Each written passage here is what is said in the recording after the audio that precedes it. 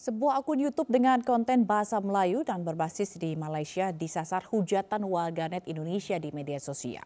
Pasalnya lagu Halo Halo Bandung yang diciptakan oleh Ismail Marzuki pada tahun 1946 itu diubah menjadi Hello Kuala Lumpur. Dan bukan kali ini saja publik Indonesia dibuat meradang oleh Malaysia. Dan untuk mengulasnya kami sudah bersama Wakil Ketua Komisi 10 DPR RI Dede Yusuf. Selamat sore Kang Dede, Assalamualaikum. Waalaikumsalam Mbak Dila, selamat sore. Baik, Kang Dede, ini lagi dan lagi Malaysia ini diduga menjiplak budaya Indonesia. Tanggapan Anda seperti apa, Kang? Iya, terima kasih Mbak Dila. Ini sebetulnya memang negara tetangga ini sering banget melakukan hal seperti ini dan kebetulan sering masuk juga ke komisi kami. Masalah reog, masalah batik, masalah rendang dan lain-lain. Nah sekarang ini ada lagu nasional, lagu wajib nasional dan sekarang menjadi lagu kanak-kanak.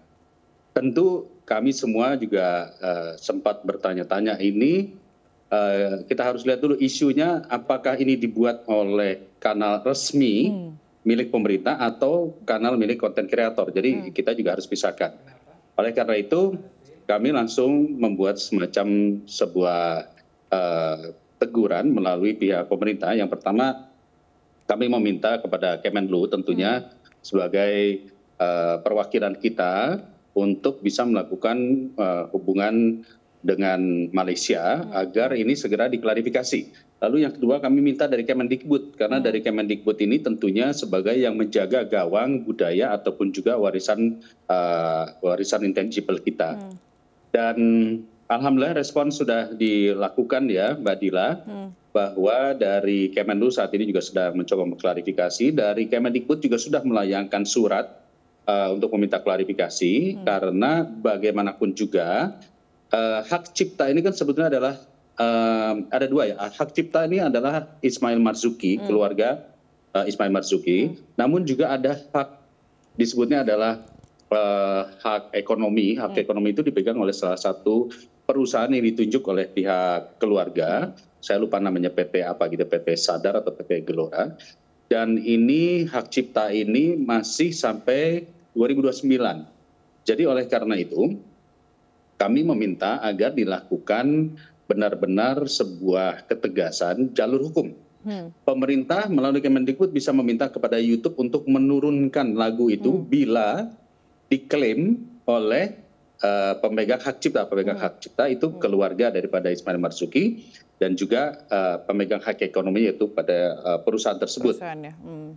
Tetapi juga yang perlu kita lakukan adalah ini pelajaran bagi kita, karena kan konten saat ini terutama di YouTube itu satu hari itu bisa jutaan video yang ditayangkan.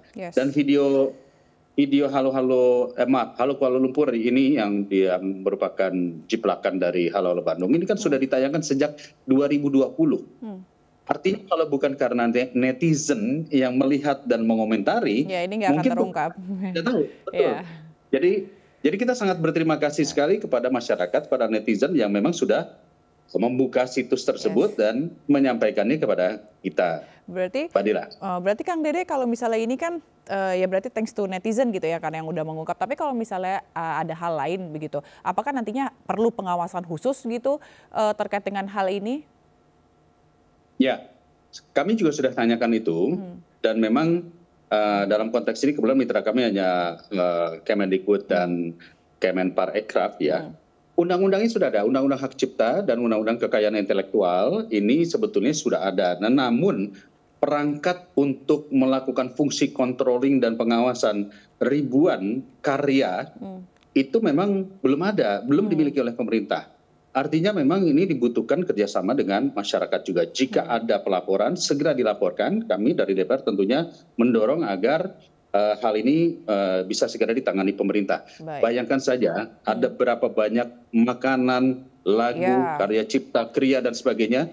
Nah, salah satu yang mendasar adalah perjuangan kita untuk karya-karya cipta yang memang benar-benar negara harus memproteksinya, itu kita dorong di UNESCO, Mbak Dila.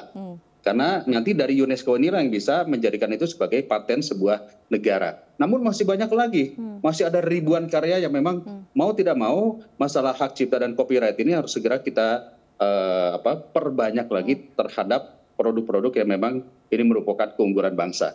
Proses hak cipta itu sendiri ke UNESCO masih sangat panjang kah, Kang?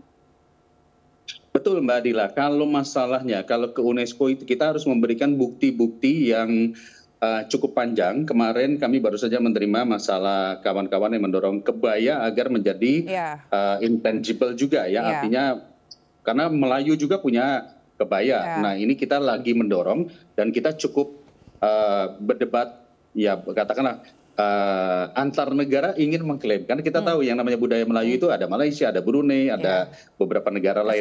Nah ini memang perjuangan harus didukung oleh seluruh stakeholder. Dan kalau kita katakan kebetulan Malaysia ini kan banyak turunan-turunan orang Indonesia yang tinggal di Malaysia. Jadi bisa saja budaya kita menambah ke sana. Nah kuncinya sederhana, negara harus memprioritaskan copyright. Pertama hak cipta versi Indonesia terlebih dahulu. Dan itu bisa dilakukan melalui haki dengan hanya katakanlah tidak terlalu mahal ya. Itu bisa dihak ciptakan apapun. Mau seblak, mau basreng, mau cireng dan sebagainya. Sebelum itu nanti diklaim oleh negara lain misalnya. Jadi oleh karena itu hemat kami pemerintah daerah terutama harus proaktif. Jika melihat ada produk-produk budaya ataupun karya cipta masyarakat yang dianggap ini layak dilestarikan. Baik, berarti intinya masyarakat harus aktif begitu ya, pemerintah daerah juga harus aktif daftarin ini ke Haki. Tapi Kang Dery, kalau kita bahas lagi soal lagu tadi Halo Halo Bandung, dalam laman YouTube Lagu Kanak TV ini juga diposting lagu-lagu selain Hello Kuala Lumpur tadi, lagu-lagu lain yang populer di kalangan anak-anak Indonesia seperti Belen Kuada 5, Lihat Kebunku, hingga Naik Kereta Api. Nah nantinya apakah ini bisa dikenakan pelanggaran hak cipta, Kang? Ya, Indonesia sebetulnya dengan Malaysia sudah melakukan kerjasama bersama mengenai masalah soal hak cipta ataupun paten yang bersama-sama dengan UNESCO. Kita sudah meratifikasinya, saya lupa undang-undangnya nomor berapa ya. Tetapi artinya antar negara ini sudah memiliki kesepakatan untuk melindungi hak ciptanya masing-masing.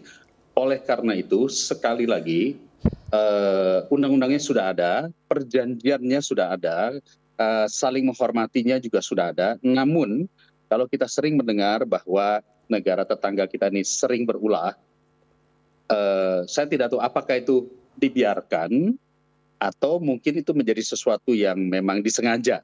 Oleh karena itu ada beberapa cara Mbak Dila. Pertama, mau tidak mau Indonesia harus lebih sering lagi mempopulerkan produk-produk tersebut di dalam pameran-pameran internasional. Karena dengan demikian kita akan benar-benar memproklamirkan, misalnya rendang adalah milik kita. Indonesia, ya. Maka tanpa kita populerkan, tanpa kita lakukan, kita sebut saja pameran-pameran seperti itu, kita tidak pernah tahu kalau gado-gado tiba-tiba ada di Italia. Ya, yang kebetulan mungkin yang membawa juga orang Indonesia yang bekerja di sana. Nah itulah kunci promosi kita yang disebut sebagai diplomasi budaya. Diplomasi budaya itu bukan hanya sekedar buka booth saja, tetapi benar-benar kita harus menunjukkan bahwa inilah Indonesia, gitu keunggulan dan intangible-nya Indonesia. Gitu Mbak Dila. Oke, baik, ini Kang Dery tentu kita berharap semoga permasalahan terkait dengan hak cipta kita begitu ya, budaya, lagu dan segala macam Indonesia ini akan segera tuntas begitu, jangan sampai nanti diklaim lagi, jadi karena sayang banget gitu ya kalau diklaim. Baik, terima kasih Kang Dery Yusuf, Wakil Ketua Komisi 10 DPR telah bergabung di Sindo Sore. Salam sehat selalu Kang. Salam sehat, terima kasih.